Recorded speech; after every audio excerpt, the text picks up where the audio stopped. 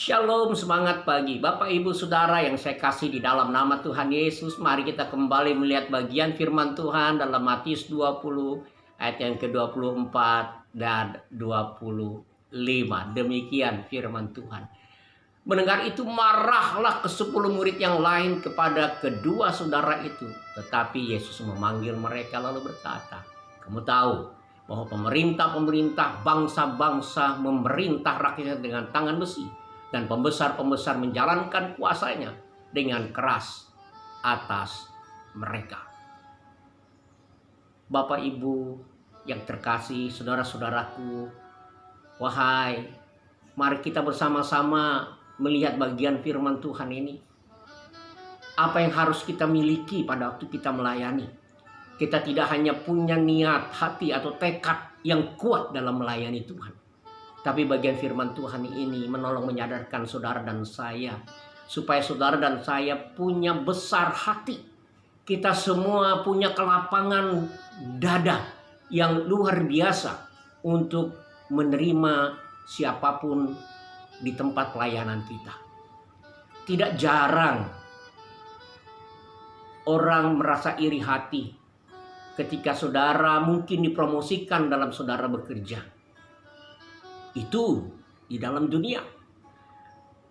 Tidak jarang dalam posisi-posisi tertentu orang iri hati, terutama di dunia politik dan kenegaraan, ketika kalah atau menang dalam pemilihan elektabilitas kepala negara atau menteri dan lain sebagainya. Saudaraku, hal itu sangat tidak bagus untuk perkembangan dan pertumbuhan komunitas di mana kita berada. Karena itu Yesus perlu menjelaskan kepada mereka apa yang dia minta atau mereka minta, Yakobus, Yohanes, dan ibunya minta, bukan hal yang salah. Karena memang dalam pelayanan perlu ada panggilan, perlu ada tekad. Lebih daripada itu, Tuhan ingin menyadarkan kepada semuanya. Baiklah engkau murid-muridku, kalau saya bisa berkata demikian. Besar hatilah, besar hatilah. Jangan kita marah dengan semuanya itu. Mengapa mereka marah? Kebanyakan mereka yang marah, mereka juga sebenarnya ingin mereka berada di sebelah kiri dan kanan Yesus. Itu sebabnya mereka marah. Mungkin mereka merasa Yakobus, Yohanes ini kurang ajar dan ibunya ini kurang ajar. Tetapi sesungguhnya kita juga mau dalam hati kita punya kedudukan yang sama. Nah, saudaraku yang saya kasihi, dalam melayani Tuhan, kita perlu memiliki kebesaran hati.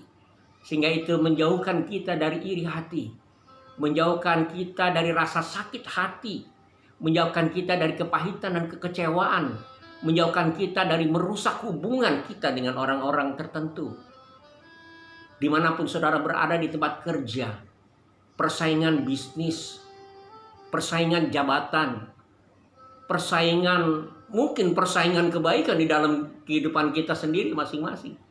Jadi saudaraku, dalam kehidupan kita bersama-sama, persaingan umat beragama, tanpa kebesaran hati semuanya sia-sia.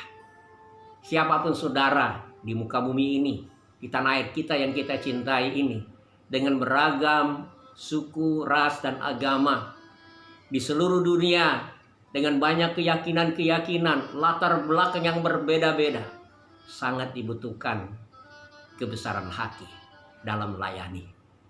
Saudara, jabatan apapun yang saat ini saudara sedang emban, pekerjaan apapun yang sedang saudara lakukan,